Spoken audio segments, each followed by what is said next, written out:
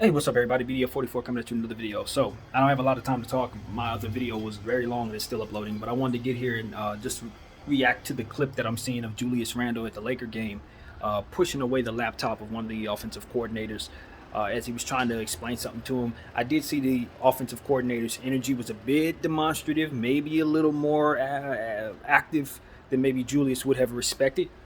But I'm going to tell you, man, if you listen to my response to that game or my reaction to that game, one of the biggest criticisms I had of that entire game was how Julius played. And granted, I probably looked absolutely insane because I looked at Julius' stat line after that and he had a monster game from a statistical category. But for what I saw, the eye test, he was trying things that he had no business trying. He was doing things that didn't help his team at all. And a lot of what he did right was done in the first half, and a lot of stuff that I saw was done in the second half. So he had like 20 points and a bunch of statistics in that first half. I think what I saw, though, in a lot of situations in that game was just him trying to force things against a guy by the name of Anthony Davis, trying to be aggressive against AD in situations where AD had him covered. You know, Julius has to understand his own limitations as it pertains to going up against players that are bigger and longer than him. And I say this because I watched Julius for 4 years as a Laker fan, watched him develop. And a lot of times things that he tried as a Laker was like, I don't know if the right word is arrogant or what, but it was almost like, you know, his desire to prove that he could do certain things that he could not do would get in the way. You know, it was like he was trying his very best to show us that he could lay the ball up over Anthony Davis or attack a player that had him covered. And it's like, Julius, that's your limitations physically are not going to allow you to do that 9 out of 10 times. Anthony Davis's arms are way longer than yours, bro. You just got to play the percentages in that situation and move the ball around so you can get the best possession for your team. That's going to make you the best player you can be, not necessarily proving to all of us that you can do damn near the impossible. You understand what I'm saying? And that is the type of thing that I would tell him myself. You know what I mean? I would tell him that. Now, maybe he wouldn't take well to that. Maybe he would. I think how you speak to somebody can help, though. You know, how you speak to him can help. I don't know what was going on down there. I have no idea what was said. But in that game, there were a lot of instances where I was getting frustrated with Julius. As a fan of Julius Randle, I was getting frustrated with him because, like, brother, your basketball IQ needs to grow from here. You just made an all-star team. You were the second team All-NBA last year. These aren't the things that got you that. You're trying to be a point guard. You're trying to dribble the ball when you got guys that are wide open. Julius Randle, in my humble opinion, may arguably be the best passer on the New York Knicks. He may honestly be their best chance at consistent facilitating on the floor because they don't have a passer. Their point guards don't do that. You know, Derrick Rose is score first, and he's not out there for them.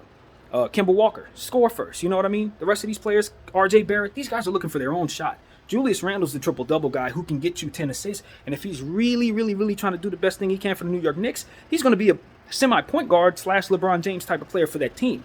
He can't do that if he's constantly trying to force things over guys like Anthony Davis. You ain't never going to lay the ball up over Anthony Davis. It's never going to happen, fam.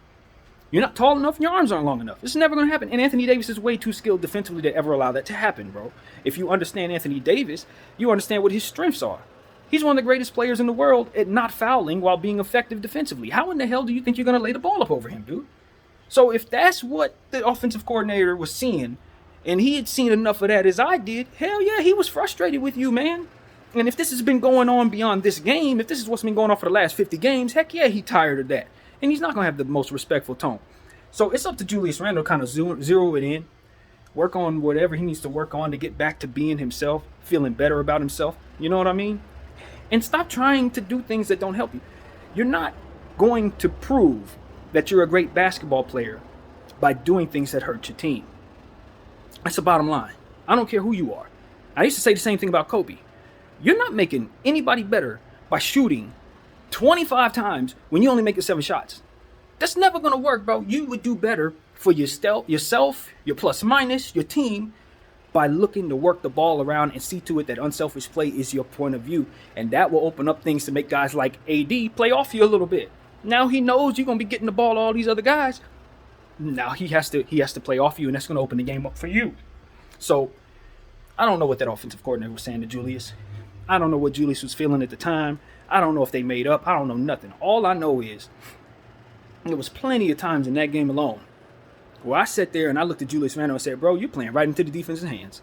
You are doing exactly what we want you to do, and I thank you for doing it. Because I'm a Laker fan, I want to win this basketball game. But if you would have did some things a bit smarter, you would have won that game. Simple as that. You'd have won.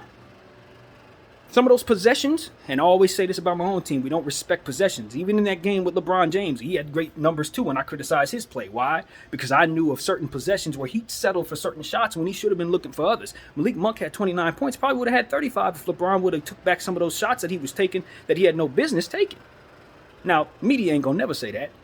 You know what I mean? Ain't nobody gonna ever say that, but probably me. But it's true. Your stats didn't tell the story. Because at the end of the game, you were on the wrong side of it, and I think there were certain possessions, because we all know it doesn't come down to one possession. Basketball games are played, are lost and won throughout the process of that game, and that's why each and every possession is so important. You got to get out of your own head as it pertains to your ego or your frustration or your unhappiness to a point where you just say, you know what? It's okay that I'm not tall enough to lay the ball up over Anthony Davis. It's okay that I'm not going to be able to dunk this ball on so-and-so. It's okay that I'm not going to be able to out-dribble this defender as he has me covered. Because there's a million ways to skin a cat. I'm going to work the ball around, and I'm going to put myself in a position to make this a quality possession. And that is going to get me, if I take every single possession seriously, all of them, I'm going to be a Hall of Famer. Simple as that. The guy who takes every possession seriously will get the most out of his talent and the most out of his team. And he's going to win more than everybody else, bro. It's not about can you beat that guy. It's about can y'all beat that team. And once you start thinking unselfishly, man, you can turn it to the Spurs. You can lead a team to as far as they can go. As long as you just accept the fact that it's not a one-man band type of situation and that your stats can be accumulated in other categories than scoring and et cetera, et cetera. You can do things. What if you're 1 for 10? You need to start focusing on rebounding, defense. You start focusing on dishing the ball around and making sure the hot hand gets the ball. If nobody else is hot, then the most important thing for you to do is get to the line. Try to draw as many fouls as you can so you can get the other guy who's on the other team off the floor. Attack him. If I can't do nothing else, if I'm 1 for 8 and I can't do nothing else, I'm attacking. And I'm looking to draw and kick. I'm looking to draw and draw fouls. I'm looking to try to do any and everything to make sure that whoever's hot on the other side is getting off the floor. I can't do nothing else. I'm gonna nudge that guy in his side every time he come down the lane. And that way he's gonna be pissed off at me. He's gonna get 2 technicals and he's getting out of the game. If I can't help my team one way, I'm gonna help him another way. But the point is, you're not helping yourself or your team when you try to force your way to do certain things. I watched the same thing with Russell Westbrook in that same game, trying to force different possessions, trying to shoot over Mitchell Robinson. Bro, you ain't never going to have no success shooting over Mitchell Robinson. It's never going to happen. You got to be able to be okay with that. You got to be able to embody that disadvantage and see that there are other ways to get what it is that you need out of that possession. You know what I mean? And after watching basketball my entire life, and I ain't never played it, but watching it my entire life, I understand that the best players respect those possessions, man. So, hey, I'm not here to tell him, not to be mad at that guy. I don't know what their relationship is. I don't know nothing but what I saw. But what I can say is, if he saw something out there that you weren't doing correctly, be a student of the game, man. Be a professional. Take what the man has to say. He's a professional too. He's doing his job. It's not like he out there trying to, do anything other than what it is he's paid to do. If he's not showing you that laptop, if he isn't getting on your case, then guess what? He's out of a job. You see what I'm saying? So work, I don't know, but I would say in general, work with your professionals, man. Let them be themselves, bro. I saw a situation where Phil Handy was demonstratively in that same game talking to LeBron James. You think LeBron James looked at Phil Handy like he was crazy? Hell no. He let Phil Handy do his job. Because it's an understanding that if Phil Handy ain't trying to coach him, he's not doing his job.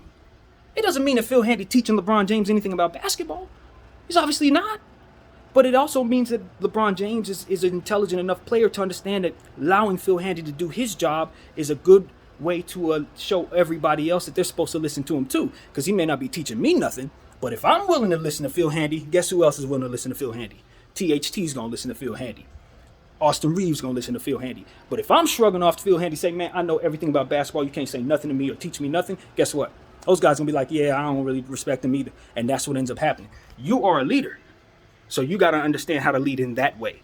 That's more important than laying the ball up and getting blocked by Anthony Davis or showing him that you the man and ain't nobody messing with you. That's weakness, fam. That's not strength.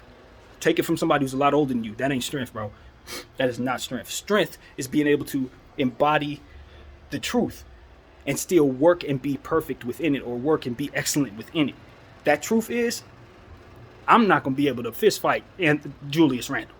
I'm 5'9", 160 pounds.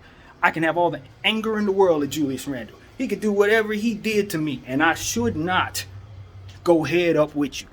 Because that's going to leave me at a disadvantage. It don't mean that my ego doesn't tell me that I should be standing up to every man. It don't mean that I'm going to lose every fight. It just means that in certain situations, I got to be able to embrace whatever my disadvantage is and find another way to get what it is I need done. You see what I'm saying? That's what it's about, man. And that leadership comes from a place of peace as it pertains to what it is you can do, what it is you cannot do, and finding other ways to help your team win. So that's what I want Julius Randle to do. First thing you got to do, though, is work on whatever's taking place outside the court.